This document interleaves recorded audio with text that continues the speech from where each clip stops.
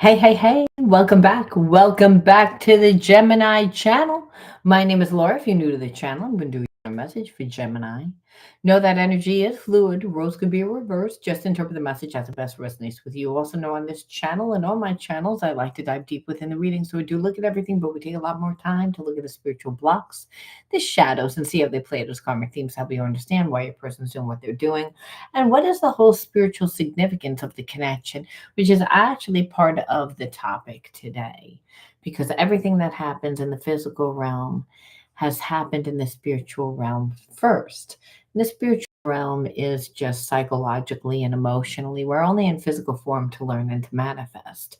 One way that we learn is through our karmic connections. All soulmates are karmic. It's just those past life karmic connections are the ones that really have the potential to make us feel a certain way, to trigger us, to really bring out the worst in us. And so to integrate the spiritual lesson means to see how we contribute to the imbalances within the connection.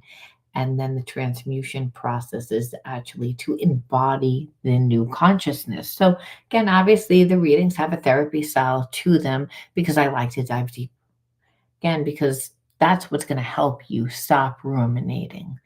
That's what's going to allow you to, again, fully change that energy and take you from a place of disempowerment to a place of healing and empowerment, which is really what our connections can do, since there's many different realities that play out at one time. We have to say, why am I choosing to live a reality that keeps me blocked or keeps me stuck in a place of disempowerment? Well, we wouldn't choose to do that. All right. Anything of any importance or relevance to the channel, you can find in the description box. Like the video, subscribe to the channel. It's good karma if you resonate. All right. Let's see what the underlining energy is. The underlining energy tells us why everyone does what they do. Okay. The underlying energy is insecurity. Insecurity. Well, obviously, I feel like you're in separation from someone that doesn't know how to approach you, that doesn't know how to fix things, is what I'm feeling automatically. Like they're insecure, but I feel like they're insecure because of the way that they dealt with you to begin with. I feel like they know that they sabotaged this connection. That even though this relationship always felt natural to this person, and when I say natural, like I feel like you always felt like home, you're a soulmate. This person still, you know, I feel got very triggered by the relationship. So let's see why I'm feeling that.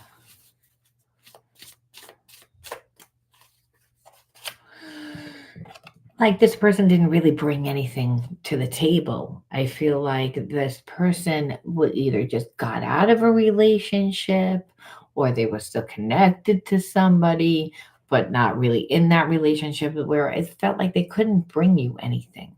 Weary again, they never took a break. They went from that one connection to the other connection.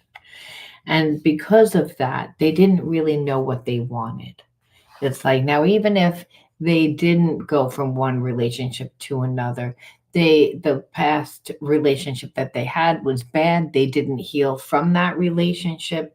So there's still a sense of them not taking time out to rest. And when they even think about a relationship, they get drained. So this person tends to get very rebellious. Like they don't want to conform. That rebellious can come out like, I don't need love. Like I'm going to deliberately, you know, whatever it is that I know that you would need from me to feel emotionally secure in the connection, I'm deliberately not going to do it to get underneath your skin. I'm going to be childish. I'm going to be strategic. I'm going to be babyish. Again, I'm going to be rebellious because, again, whether they just got out of that relationship or whether or not they just never healed from that relationship, just the thought of a relationship is draining because they have no positive thing. And so there's also a part of this person that needs a lot of attention. It's like they tend to want to get, they're very needy for attention. So part of this person being rebellious is not just I haven't healed, is that to I've learned to get my supply, my emotional fulfillment from get having a lot of people in my life and getting attention from a lot of people because I like the attention. I don't want to be in a relationship. I just want the attention.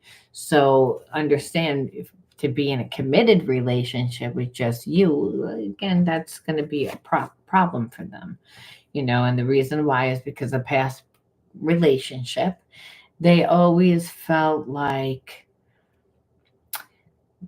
they always felt like it was their responsibility to make everyone happy. And I feel like it's not really what they had to do, but they kept getting in very codependent relationships.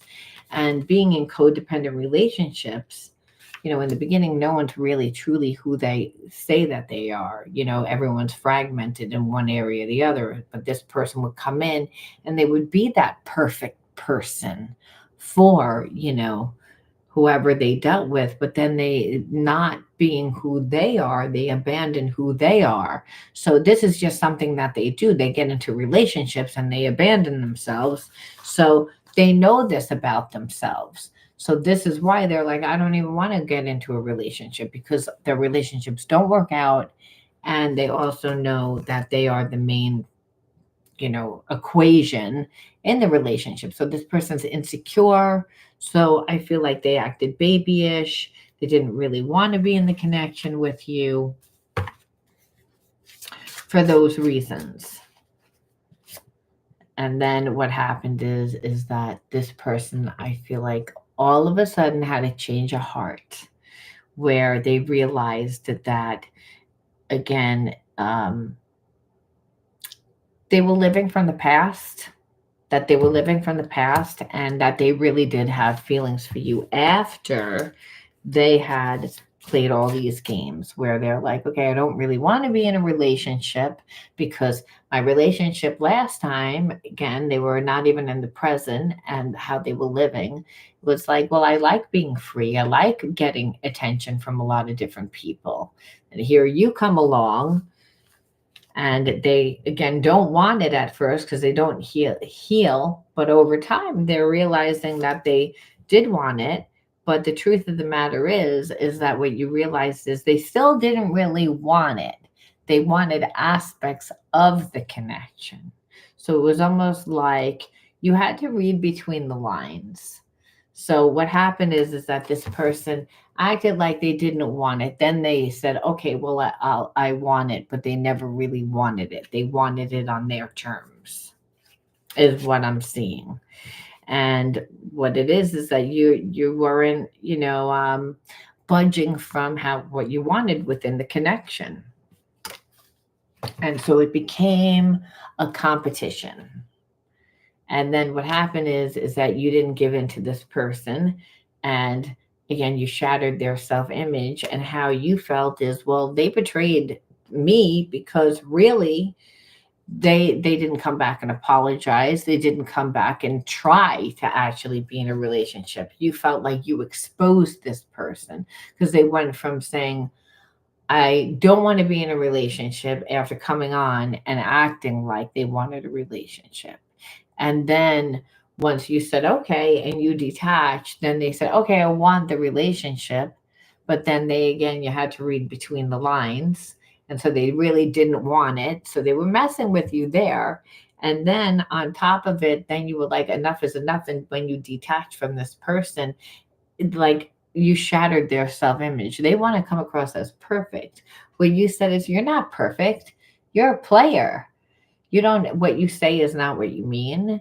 You're not, you brought out, triggered this person and it made them angry because they assumed that you were going to again conform to what they wanted.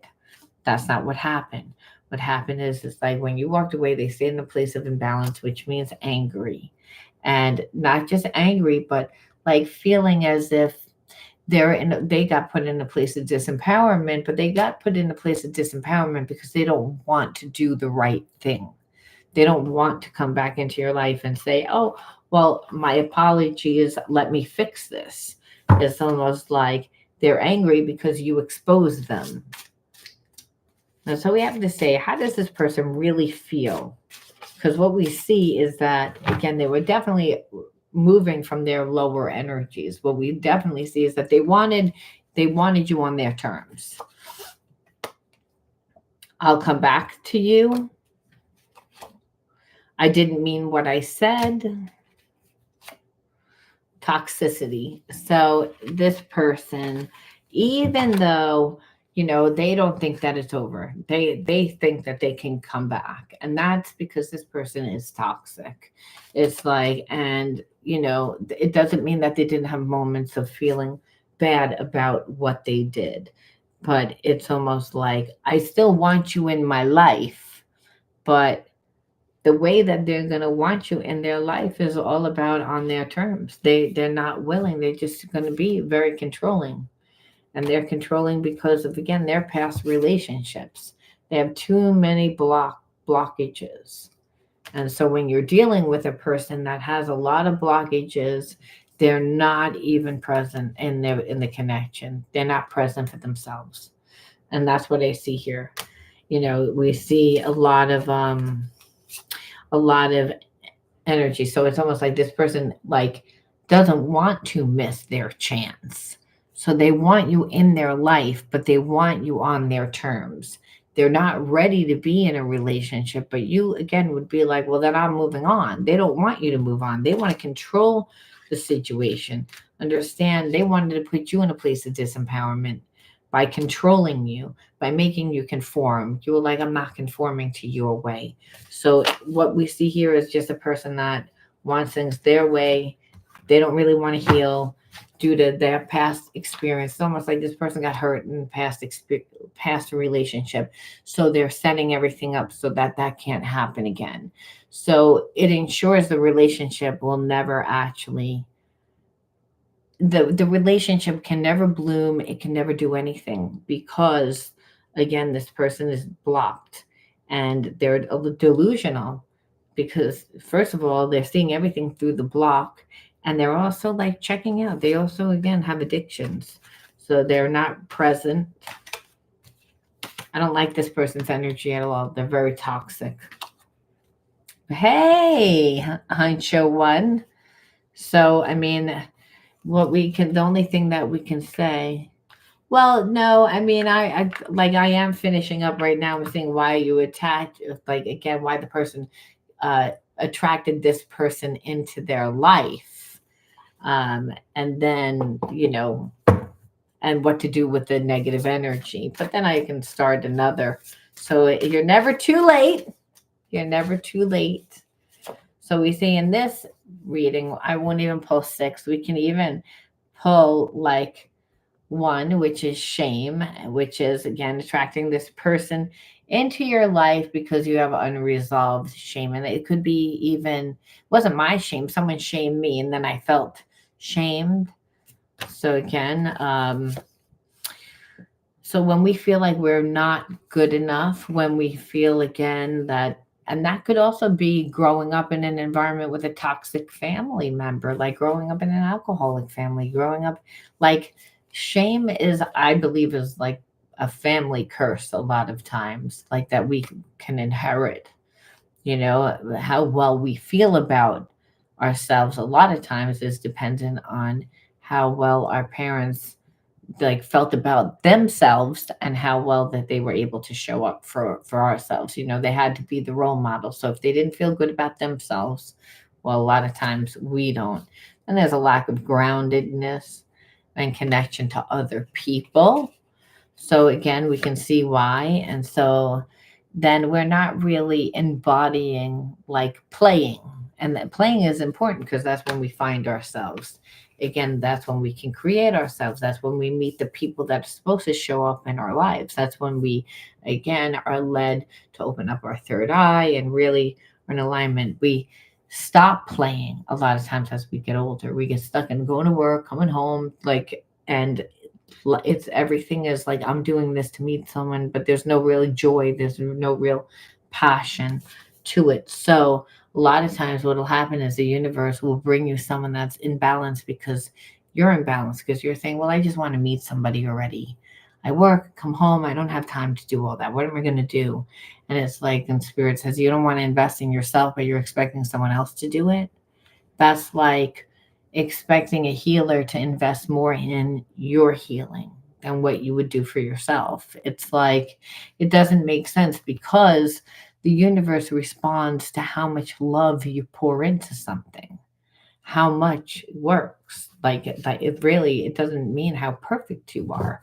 So again, finding yourself means finding what you love, finding what you're passionate to do. It's about becoming yourself and not really settling for less. In that, once you see, okay, well, that's why I pulled that person to me. What am I supposed to do with that energy?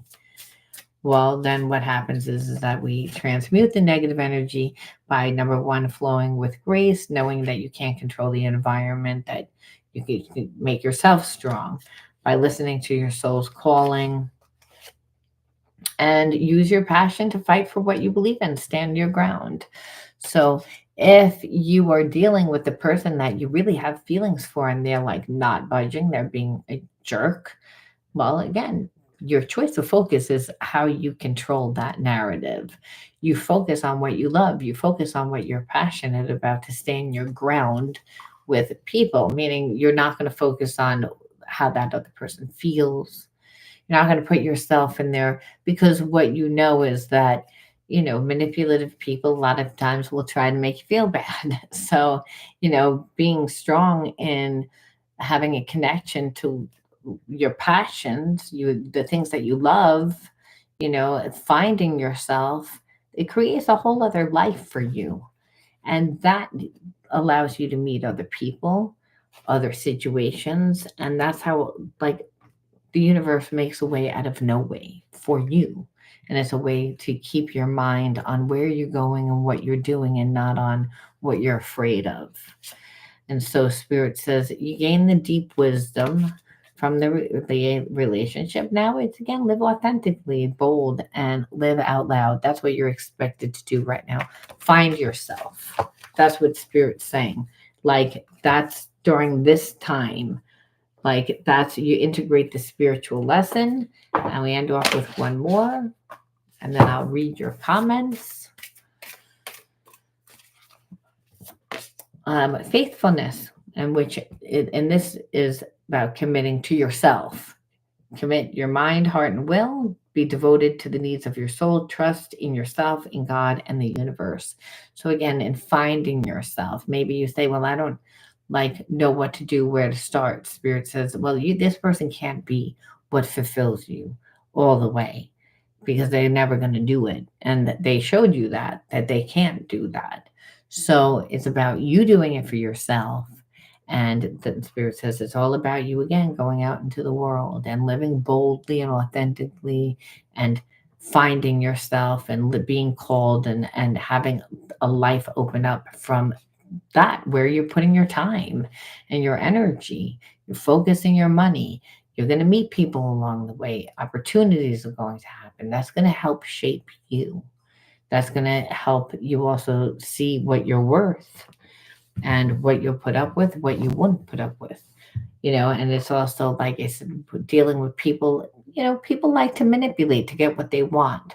Your choice of focus really is your tool to command the environment to treat you a certain way. You don't give that person the energy. So again, and that's really what happened here in this story. You didn't.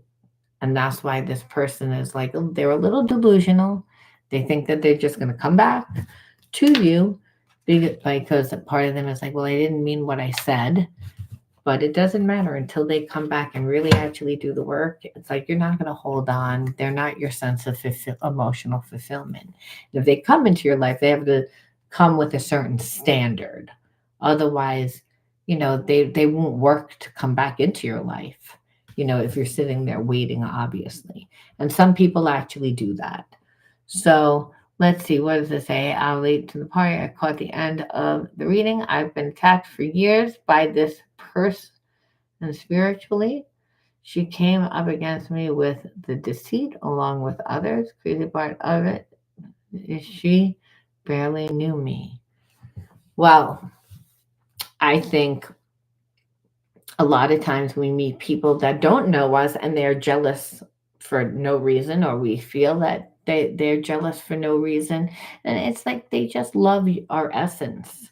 You know, they may like your career, they might like your essence, they might like an element that they wish that they were doing.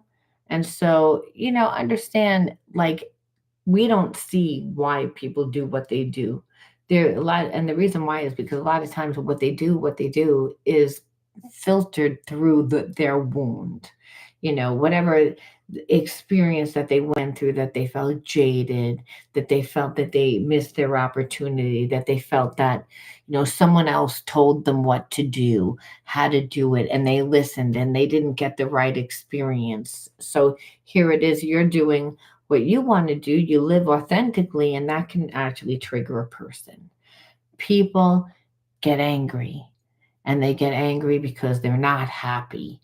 And so we don't know why they're happy. It's not our job to know why they're happy. It's our job to make ourselves happy. And the best way to do that is to create the environment that is going to reflect that back to you, especially while you're manifesting.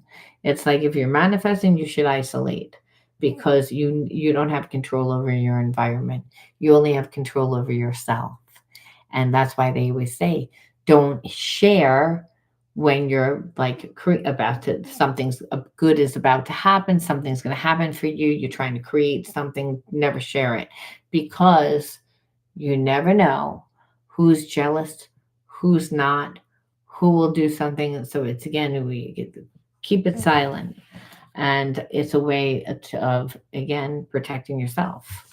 That's why, especially if you have spiritual blocks of betrayal, So again, people don't need to know you to, to want to curse you, to not like you. I mean, curses are really that, like just a person like projecting jealousy, projecting anger, projecting, and it's unhealed people. But you can elevate yourself. You can transcend the limitations of your mind. Like, oh my God, they're going to curse me.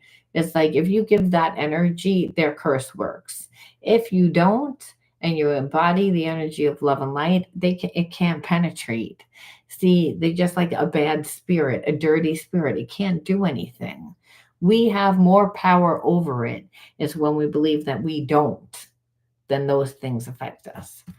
All right, I'm going to leave that there, Gemini. That was a pretty bumpy reading, but I'll be on again later. All right, talk to you then. Bye.